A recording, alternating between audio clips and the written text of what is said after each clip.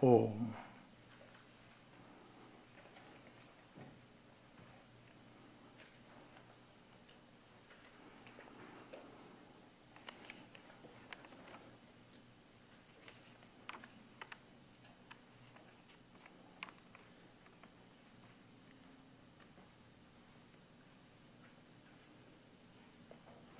Om Shri Gurubhyo Namaha Harihi Om.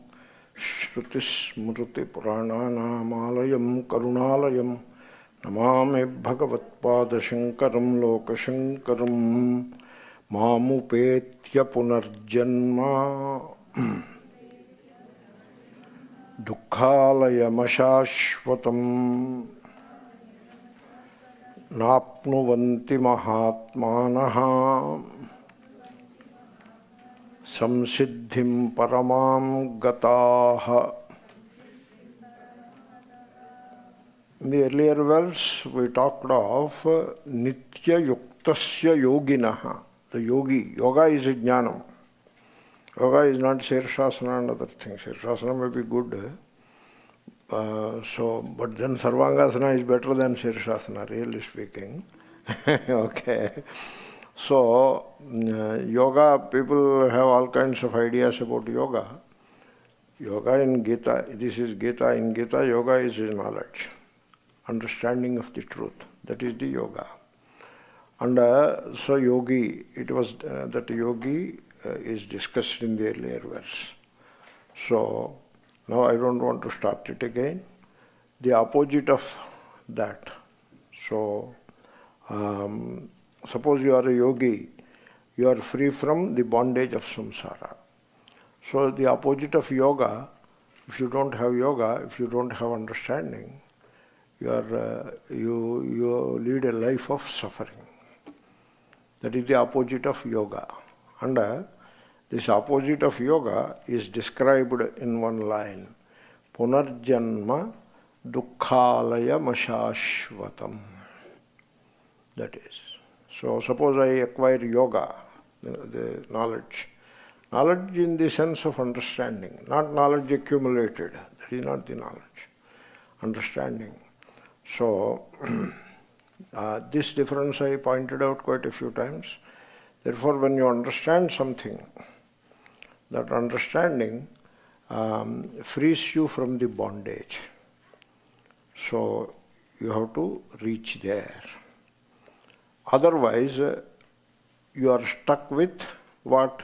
Punarjanma dukkhalaya mashashvatam. That is what you are, that will be the lot of the person who doesn't understand the truth of oneself, which is same as the truth of God. Mam upetya. I will come to that.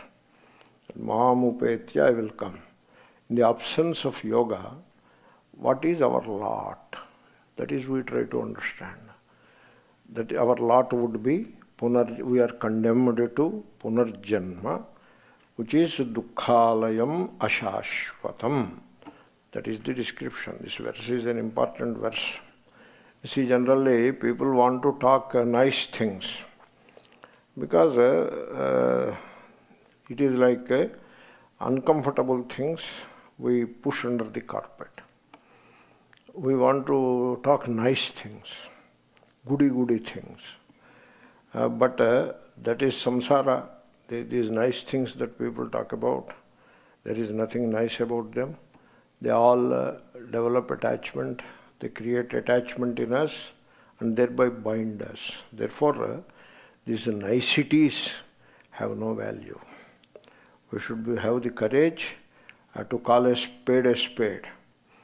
We should have the courage to see the false as false. You don't want to decorate the false and take it in a procession. That is not the right way to do things. So you should be able to see the false as false. Then what happens if you see the false as false? The false drops off. You need not to throw it away. It drops off.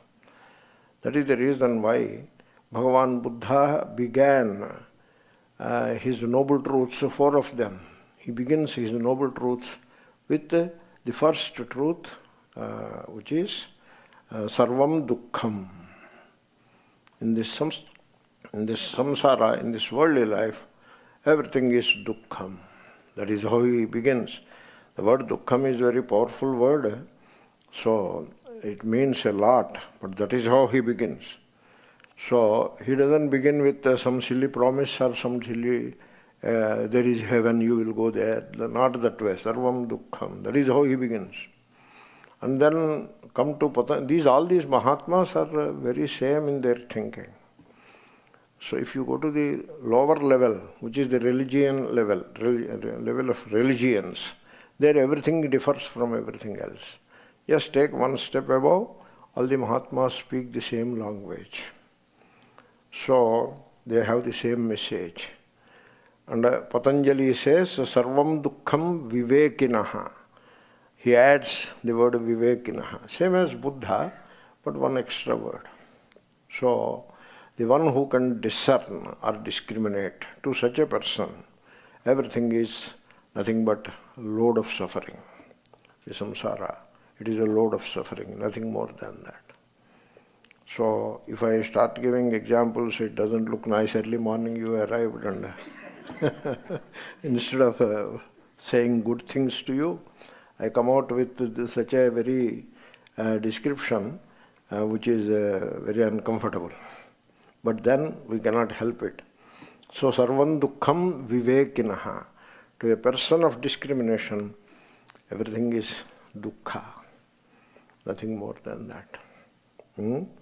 So all these festivities, celebrations, and all these activities, worldly activities, and then add religious activities rooted in duality, all of them. People may consider them sacred, holy, this, that. And then the worldly activities are supposed to be a very joyous, great occasion, wonderful organization, this, that. All of that, it is an effort to decorate the undesirable, to make it look look attractive. That is the effort, nothing more than that. So, therefore, Mahatmas, those who have the power of discrimination, they see through all this outer cover. And so they conclude that Sarvam Dukkham Vivekinaha. That is Patanjali. And Sri Krishna, Punarjanma Dukkhalayam Ashashvatam. Same language. Punarjanma, there you have to take Janma, Mrityu, Jara, Vyadhi. That is the combination. A person is born, right? It doesn't stop there. It is not birth, therefore birthday. It is not like that. Birth leads to death. Birth is always associated with death. However much you want to look at it, it is always sitting there. It is always there. It is always around the corner. The moment you say birth, death is around the corner. We had an interesting story from the Upanishad. So the father said to the son, I hand you over to the death. That is what father said to the son. Then the son, it's okay. So he went to the death. Very interestingly, death is out of station. That means what? When you want it, it won't come. Okay? So you want to go to death, it moves away. But then it comes back.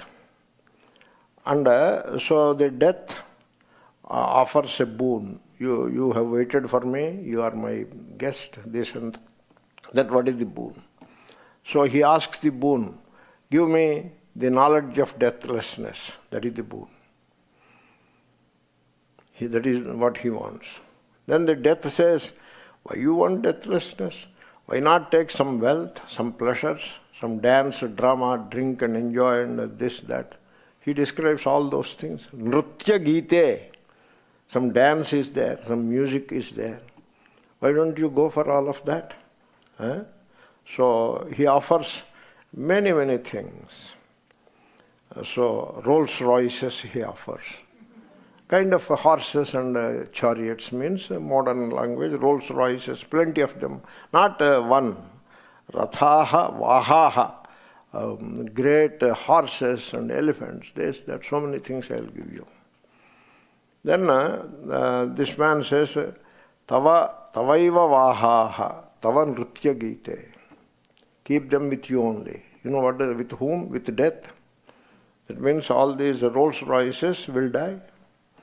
And all these dance, drama, music, celebration, festivity, all of these things, they end up in death. Tavaiva. You keep them with you. I want deathlessness. That is mamupetya, that is the deathlessness. We'll come to it. But before that, you have to understand punarjanma dukkhalayam ashashvatam. That is a great expression from Sri Krishna, which is parallel to Buddha and Patanjali. So, janma goes with death, janma mrityu. And in between, whatever gap is there, that gap is filled by disease and decay. Vyadhi is disease, jara is decay. Jara is decay. Jru vayohanau, decay. That is what it is. Birth, death, a hyphen. On the hyphen you write two things, disease and decay. That is what it is. Punarjanma, dukkhalayam. And ashashvatam. There is nothing real in it. There is nothing timeless in it. Shashvata or shashvata is timeless. Permanent. Permanent is of two kinds. Perennially permanent, timelessly permanent. Take the timeless permanence here. So, therefore, this birth, death, etc., the birth thing, punarjanma. Because people, they are constantly going after this punarjanma. They don't want to understand something which is birthless. They are caught with this birth. They get attached to the birth. So, there is a ritual which will give you birth in a rich man's home. Therefore, they will do that ritual.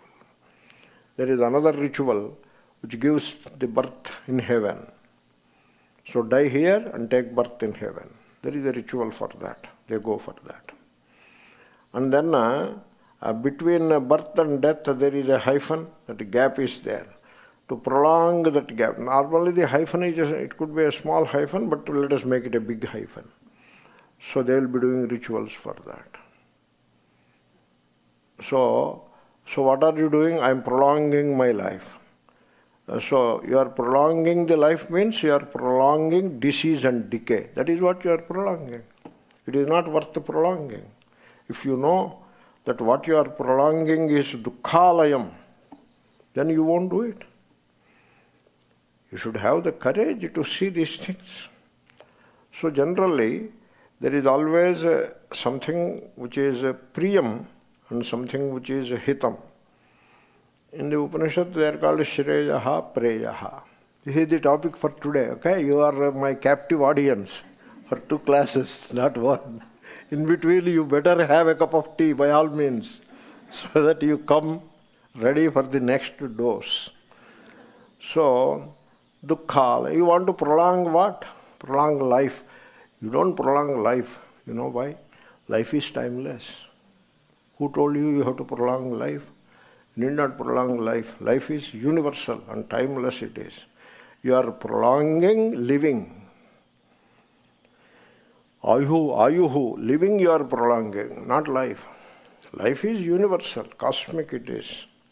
And it is timeless. Therefore, living you prolong. And what is living?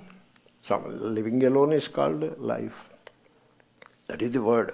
Generally, we should not contest the word. The word is used in a given sense. We have to understand.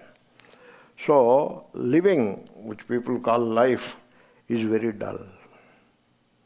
Very dull. There is always death and old age. They are always waiting. In the youth, you don't appreciate that. Good. You can live happily for some time. So, the child, okay? Bear with my pronunciation. So the child and the youth, the young people, they don't know what is the old age. They are a bit annoyed with this old guy.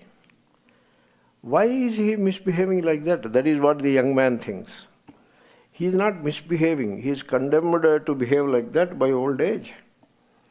And the old age, the troubles it causes, the young man can never appreciate it. That's why the young, the youth, are tired of these old people. They may not show it openly, but more often than not, they show it also. Please keep quiet, like that they will say. And they refer to the father as oldie, or old man, the old man. That is the normal word. It is not a very nice word. There is a little contempt in that word. That is how they refer to the elderly person. They don't know it. But come middle age, then they will come to know it. There is always old age and death. There is so much pain in life. Contradiction. People surround themselves with variety of luxuries and all that. You know what they are doing? They are trying to escape from that inner pain and conflict. That is what they are doing. So they live in contradiction. And then as people become more and more, they acquire these goodies and they make life more luxurious, more and more luxurious, and acquire riches more and more. So they are caught in a sense of utter boredom. That is what happens. A poor man, he doesn't know what is boredom. Only the rich, the powerful, people living luxurious life, they have this sense of utter boredom. And then sometimes there is a meaninglessness to life. Why we are living, that kind of thing, it occurs. That's why they escape from all that. They don't stay and watch it. They don't see any meaning in life. Okay, let me examine this life. What is this? Why it is so meaningless? Why it is such an utter boredom? They should examine it. They don't do that. They try to escape. All the time escape. Escape is twofold. Worldly and religious. Yeah? The religions provide an escape from this sorrow of the life. Very sad. So, what is life? How to describe the life? Life is, if you look at it, you will agree with me. So, life is a prison of self-centered activity endlessly. That is what life is. Self-centered activity, me and mine, all activity in that space of me and mine, all activity. Religious activity. You put God in that space, me and mine. Me is the center, mine is the periphery, and in between there is a small space, and in that space you put a God. It is your God. It is not God. It is your God. Your conceptual God, you put there. No, it is not my God, my Guru's God. Okay, you don't have that much originality also, I agree. Somebody gave you that God. And it is somebody else's God, not the God. Therefore, even the religious activity is very much self-centered. Then I will ask you to examine what I am saying. If what I am saying is wrong, please point out, I will withdraw or I will correct myself. I say now, we are caught in our own thoughts all the time. Our own thoughts. And agony. Our own agony. And then we are very superstitious people. Many superstitions. And then, if some nice thing is there, that is the routine of habit. Our prayers are a routine of habit. Our worships are like that. Come a day, you repeat the worship. A routine of habit, nothing more than that. No understanding, nothing. Same self-centered activities. Dukkhalayam, ashashvatam. That is what I am explaining. Same self-centered activities of ambition, competition, comparison, always comparing with the others. Why you compete? Because you compare. Why you are jealous? Because you compare.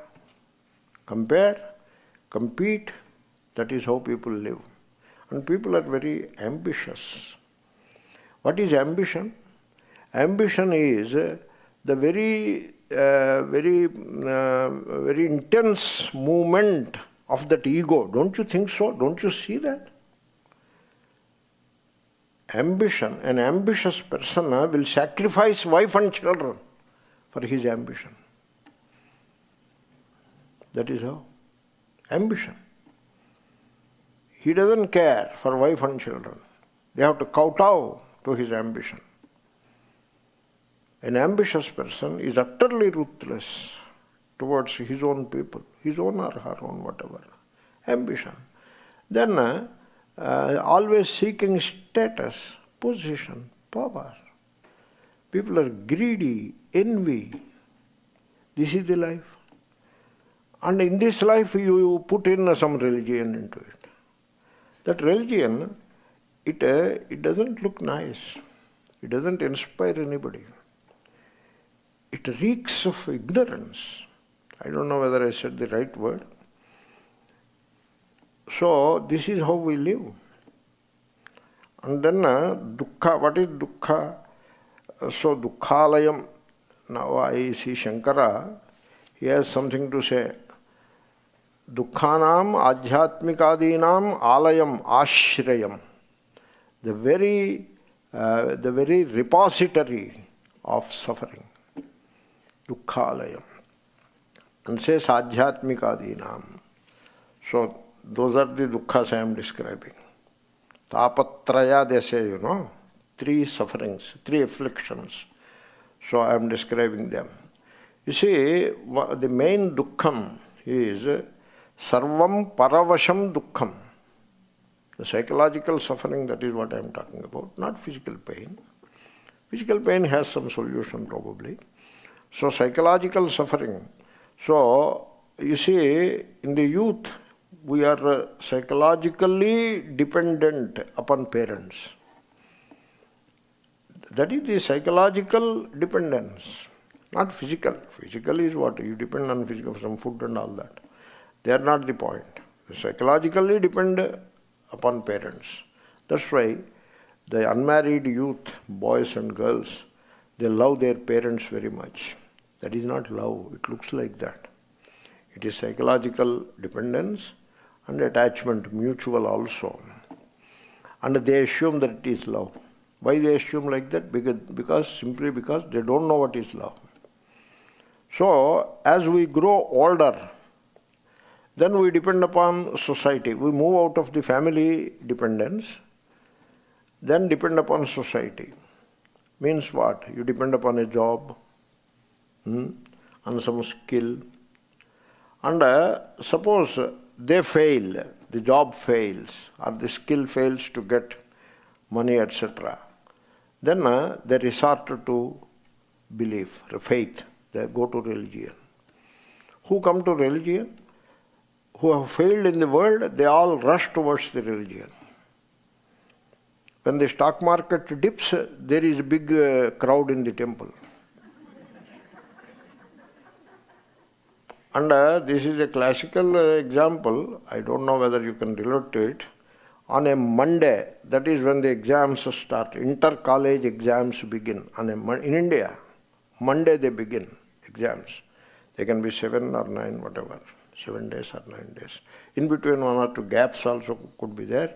But they always begin on a Monday. In March, second half or April first half, normally, inter-college. On that Monday, all the temples are filled with young boys and girls going to the exams. They come with a couple of pens and they hand over the pens to the priest with a fee, of course. And then the priest takes these pens, puts before God and does some puja, etc. and returns the pens to the priest. Priest utilizes the opportunity to the hilt. He will make good money on that day. and he is all well ready, prepared to accept to receive the demand.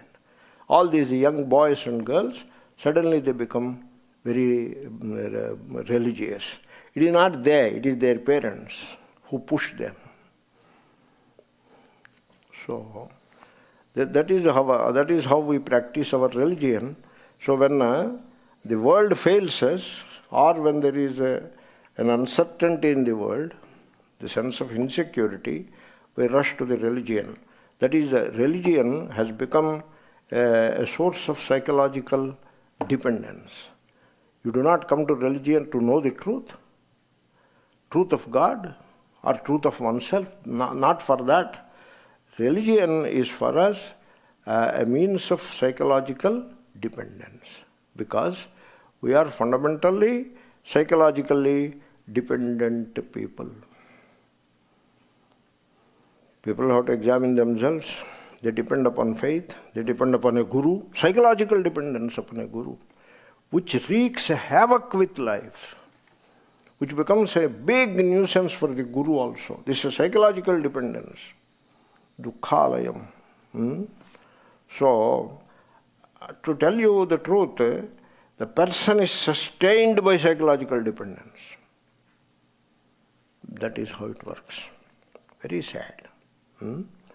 So, when there is dependence, there is always fear. That is the law of nature. As there is dependence, there will be fear. And so, a conflict going. Dependence, fear, conflict. Inner conflict. This is how we live. And then, if you generally, human nature is like this is the source of so much suffering, dukkhalayam. So the dukkha is threefold. Tapatraya, I said, So I am examining the threefold suffering. Okay? And so, if you look at yourself, there is always a desire or a tendency, okay, to depend upon something in order to derive some strength. That is what we do. So he is my good friend, childhood friend, always standing by me. Means you want to derive some strength from the friend. And between wife and husband also this kind of psychological dependence could be there. So they depend upon each other psychologically. And they may believe all that is love, but that you have to wait for that. So there is always a desire to depend upon something to give strength. I want strength. Nothing wrong in it. I feel weak. I want strength. And so where will I get strength? So for that strength, you try to depend upon a person. So, or some particular idea, some ideology. Take some ideology and depend upon it. And go after that. That gives you apparently some strength. Then some people go into an organization. They become the secretary of the local club. Something like that. He feels that he gets some strength from that. Then some of them join a political party to get that strength. But those examples are not many, a few here and there. But most of the people, they depend upon a system. They find some system. I said organization, another name for system, and they depend upon that. And they want to belong to some system. Sometimes they call it a tradition.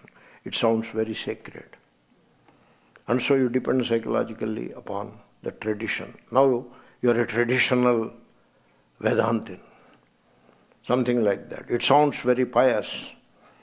But the fact is, you are incomplete in yourself and trying to derive some strength from the so-called tradition. So that is how people are. There is always a dependence on something to sustain us. And as we depend more and more, there is cultivation of fear. So, therefore, why we depend so much in life on the other?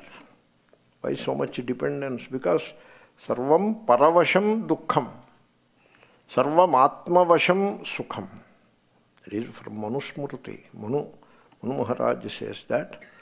So, when you depend upon something else for your inner comfort or inner strength, that leads to suffering. How? Fear and struggle, conflict.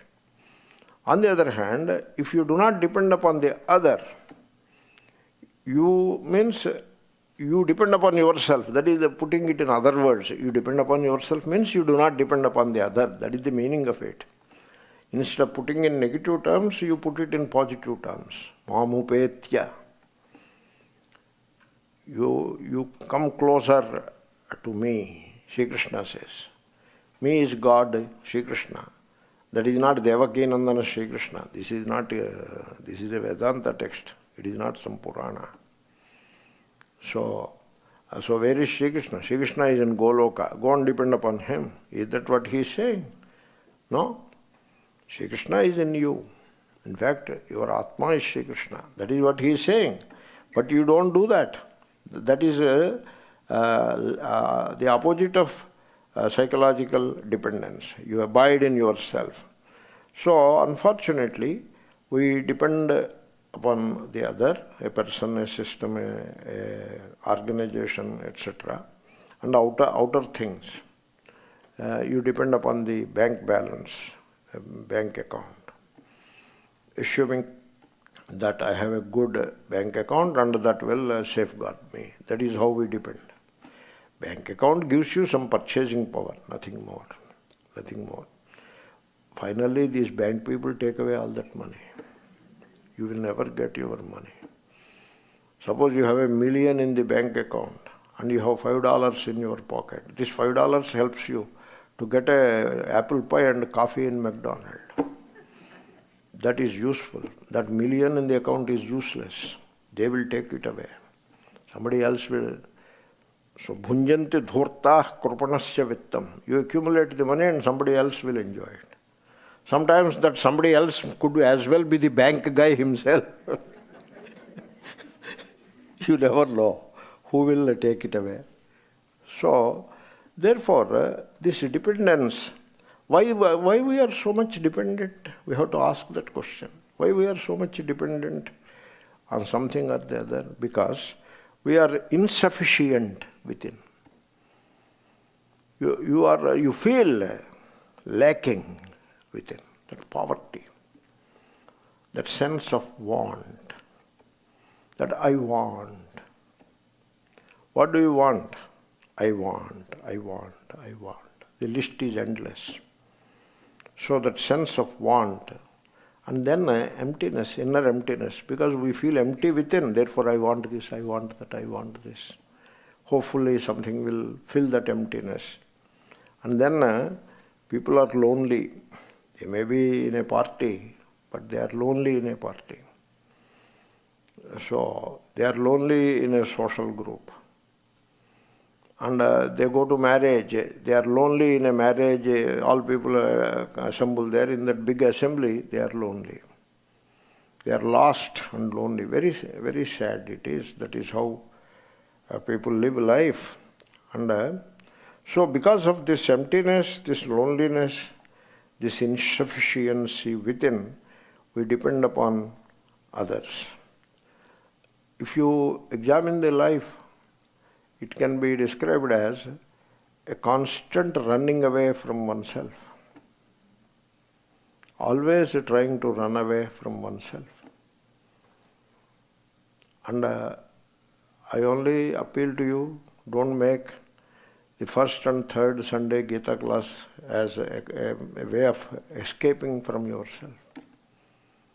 Don't do that.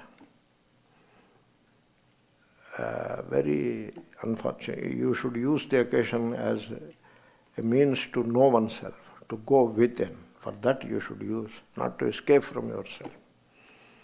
Because we do that all the time, therefore I just said it. Please don't mind if you don't like it, I withdraw it. Because most of us are running away from ourselves as we are.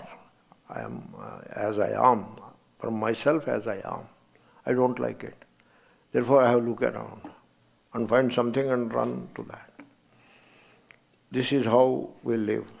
Then as the old age comes, so we lose all joy in life. Very sad to see unhappy old people. They have prepared themselves like that to remain unhappy in old age. So they become dull.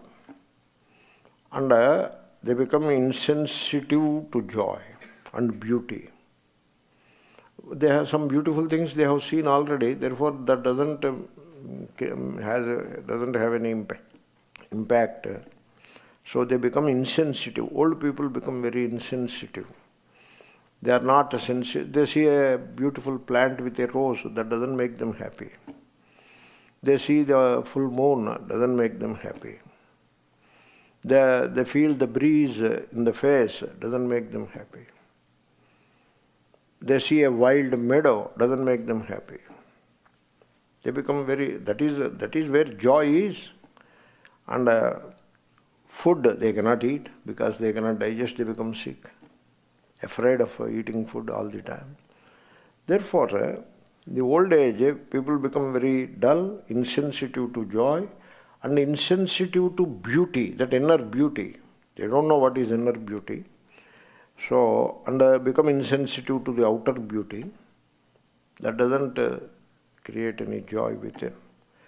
And so, they become, by the time people become old, they are insensitive to the joy of marvelous earth.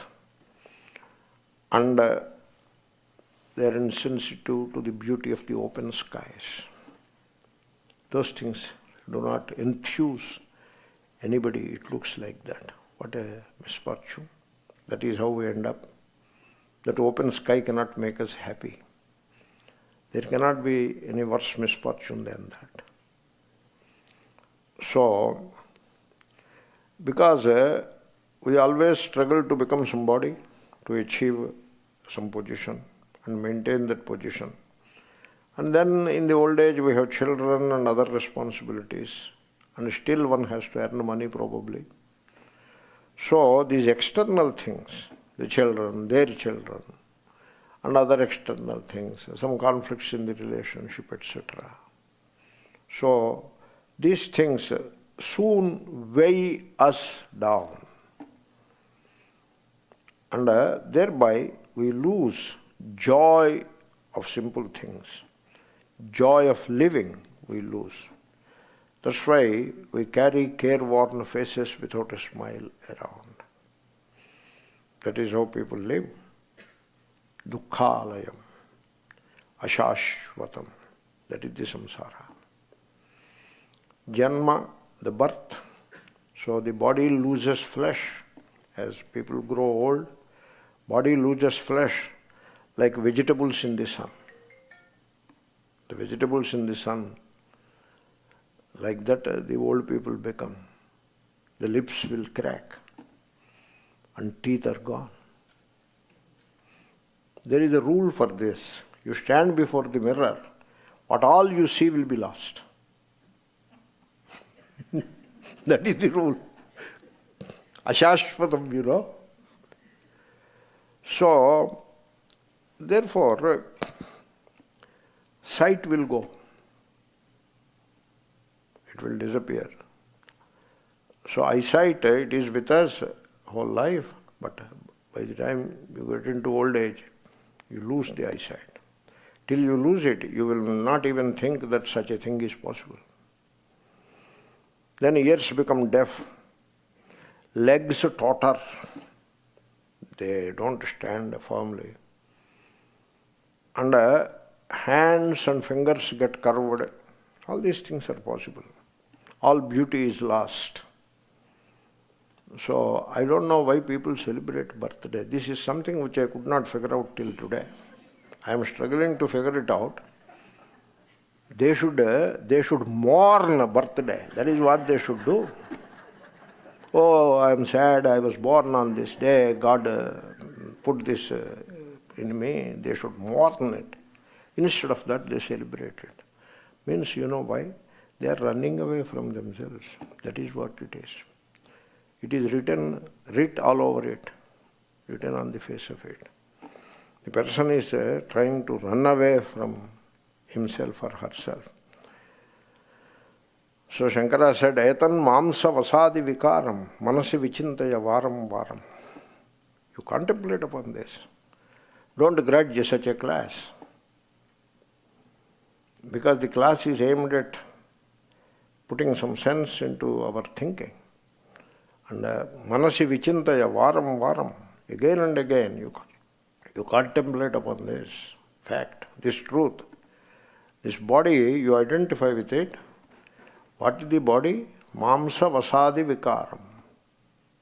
It is so much flesh, some tissues, some glands secreting some hormones, and blood, and bones, and made into a bag with the skin tied all around. That is the body, and you identify with it. You are not the body.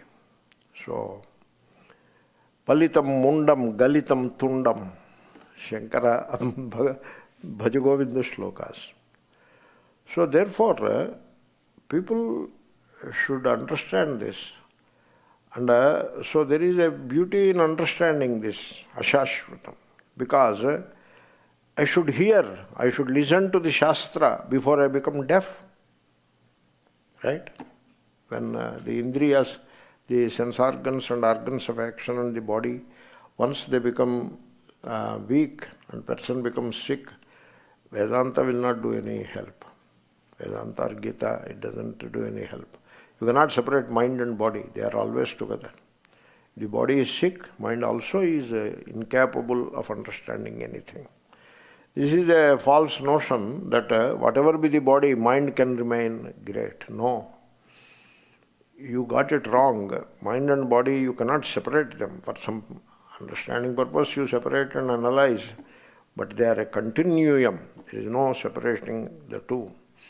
Therefore, before I lose my speech, all good words should be spoken. Before I become deaf, I should listen to the Shastra. So, before I become worthless, I should know myself. I should know Atman, Mamupetya. Before I become weak in mind. You become weak in mind when you become weak in body. Both go together. So, some people, they pose as if whatever be the body, my mind is strong. It is wrong. It doesn't work like that. So just like space-time are together, a continuum, similarly, body-mind is a continuum. Therefore, we should know Atman before we become weak in body and therefore weak in mind. So, you see, people protect their riches because they are afraid that robbers will come later. If I don't protect my riches, my gold, etc., the robbers may come later and they steal all of it. They will protect. Same thing we should do with life. Before Janma, Mrityu, Jara, Vyadhi, Dukkha, Doshanudarshanam. That is what Gita says in the 13th chapter.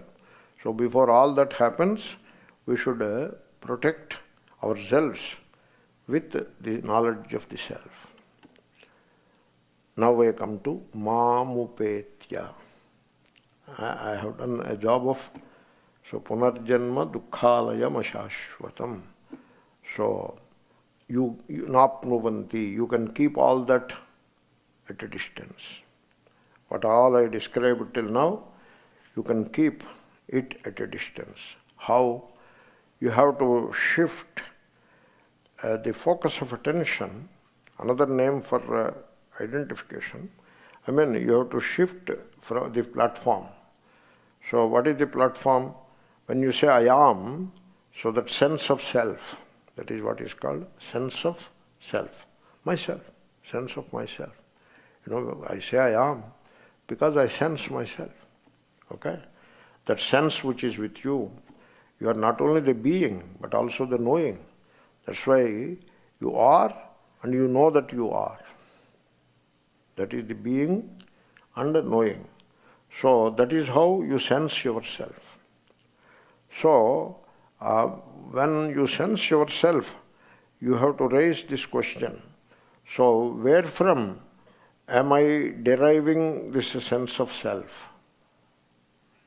So the sense of self, where from am I deriving? You have to ask that question.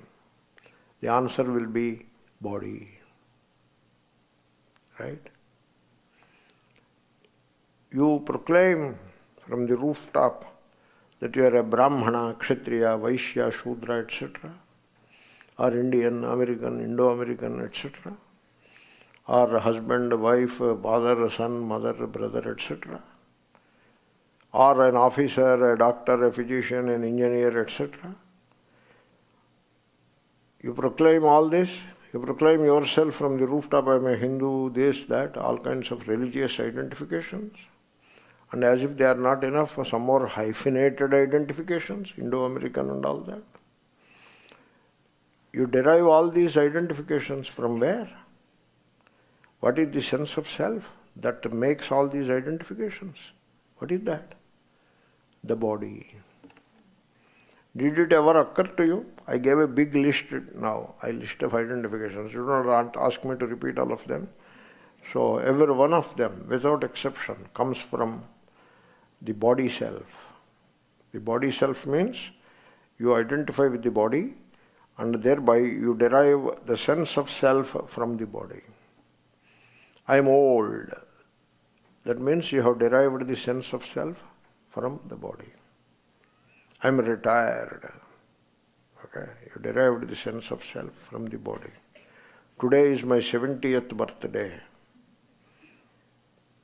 This is my 31st marriage anniversary. And what are they? The sense of self is there in every one of them. And that sense of self comes from where? From the body. Now, instead of you complaining against me, I feel like making a complaint against you. Can I? Can I? No. Yes? Then what Vedanta are you studying? What kind of Vedanta are you studying? Don't you know that you are not the body? If you are the body, why do you study Vedanta? I contemplated upon one sentence for years. Gatasu nagatasunshcha nanushocanti panditaah. I contemplated upon it. What is he saying? I used to discuss with Mahatmas also. What is Sri Krishna is saying? A person is alive and a person is dead. For me, both are same. Yes. How? So, as I contemplated upon that sentence for a few years, I lost this idea of birth and death. It is over. Now, birth doesn't mean anything to me, and I am not afraid of death. It is not, I is not the Swami, okay? Instead of saying you, now I said I. So, you have to contemplate on that. You need not go further. You contemplate upon that. Katasu nagatasunshcha nanushocanti panditaah. So what does it mean? So you have to find out.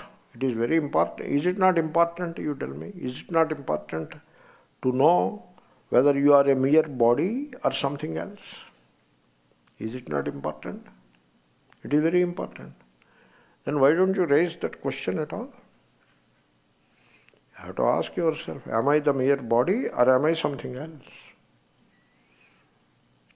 So, you see, food, clothing, shelter, family, friends, name, fame, security, survival, all these lose their meaning the moment you realize that you may not be a mere body. Only that much. Only that much. I may not be mere body. That much. I'm not saying a very ascertained statement. Maybe I am not the mere body. Maybe that much is enough to put everything at naught. So, therefore, you have to find out yourself. Mam upetya. Mam atmanam upetya. Shankara says, madbhava mapadya. So, I will come to that. Therefore, you have to put aside this tendency to define yourself. You should not define yourself. It is not difficult, really speaking. Only you have to work on the tendency, always trying to define. Suppose you have to show love on a young man. Show love, help him, show love. That is enough. You need not define yourself, I am a father. Not necessary. You love a young lady, show all the love to her, be nice to her, don't complain. Try to do service instead of seeking service. Try to give support instead of seeking support. That is psychological dependence, So don't be psychologically dependent upon the spouse. You try to support. You try to give courage and all that. You do that. That is great. That is called love. Instead of that, you define, I am the husband. You know the definition, how dangerous it is, I am the husband. Suppose you imagine a South Indian Brahmin, young man of 25, who has married a young lady decided by the parents, arranged marriage, okay? And now he feels that he is the husband. You know that definition, the marriage is over and everybody dispersed. Now he is stuck with the definition. I am the husband of this young girl. What does it mean, What is the meaning of that? Did you hear the description which I gave? That young man of a Brahmin family from South India, and the marriage is arranged marriage after checking horoscope and all that. That is the marriage. He feels very strongly that he is the husband. Right? He feels that, right? She doesn't feel so much that she is the wife. She is just watching the situation, whatever is going on. It is elders have arranged it, and she is just falling in place. She is going along with it. She doesn't want to, she may not define. I am trying to guess the psychology of the two people, and the lady is not in a big hurry to define herself as I am the wife. She will wait. And when a child is born, then she defines herself. She will wait for that. Whereas this guy, he doesn't wait anymore. Muhurtam is over and he has defined himself, I am the husband. That definition comes with an enormous burden for himself and a nuisance for her.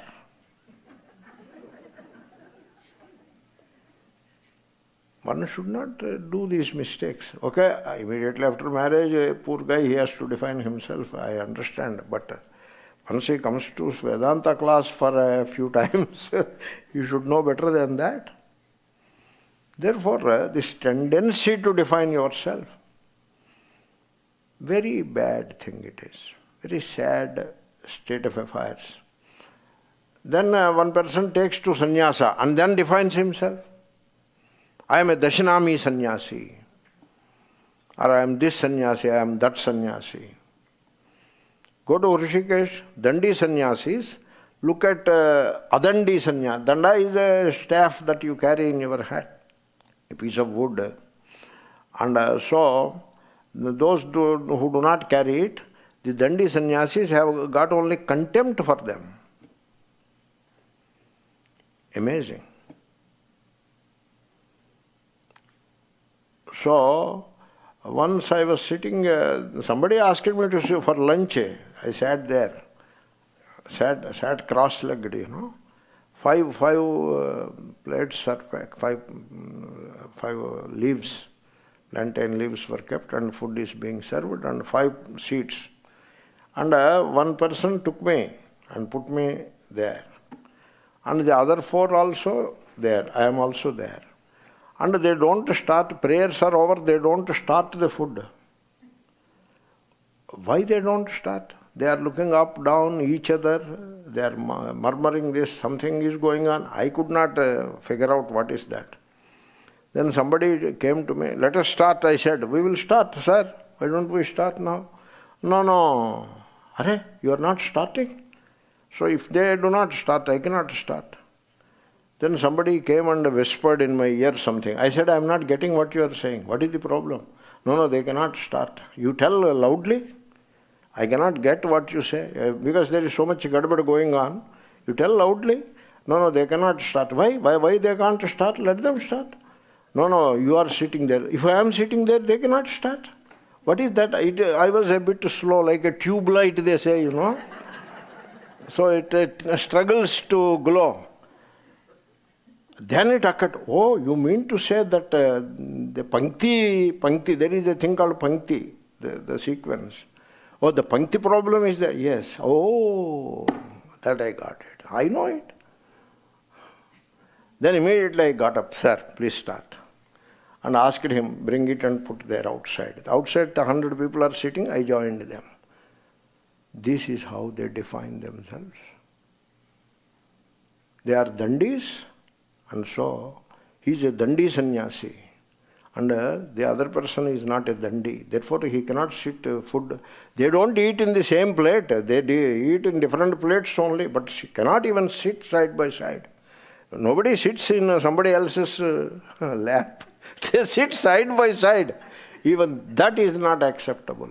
Dandi. So you took sannyasa to define yourself that way. And then study some Vedanta, begin with Tattvabodha and end with Chatussutri. Chatussutri, Guru studies Chatussutri, students don't want to study. Guru reads and Guru explains it and understands it, and then reads the next sentence, explains it and understands. Guru is doing self-study. These are all laid-back guys. They don't get any of that. I have a very poor opinion of all these things. Some exceptions are always there. They are not studying. They are doing manoranjan. Entertainment. Anyway, at last the Chatussutri is over. Now I am an Acharya. He doesn't come to any class. He doesn't listen to any Mahatma. He is an Acharya. He can only teach to the public. And he puts the name Acharya before his title. Guru did not give him the title Acharya. Guru called him some Ananda Saraswati. This man puts Acharya for himself. And definition. You see, when Swamis and Sannyasis they have this tendency to define themselves, how can you complain about the family people? But the point is that every single self-definition is very misleading. Once this obsession with the body goes, once this tendency to define yourself goes, you revert to your natural state. That natural state is undefined, undefinable, and totally free from identifications, that pure sense of being, which is the self, Atma, that is the natural state. These definitions and identifications, they are very misleading. They make you what you really are not. That natural state, pure sense of being. I am the awareful being. That is the platform to which you have to uplift yourself. You have to take your consciousness to that platform. I will talk about it further. Om Purnamada Purnamidam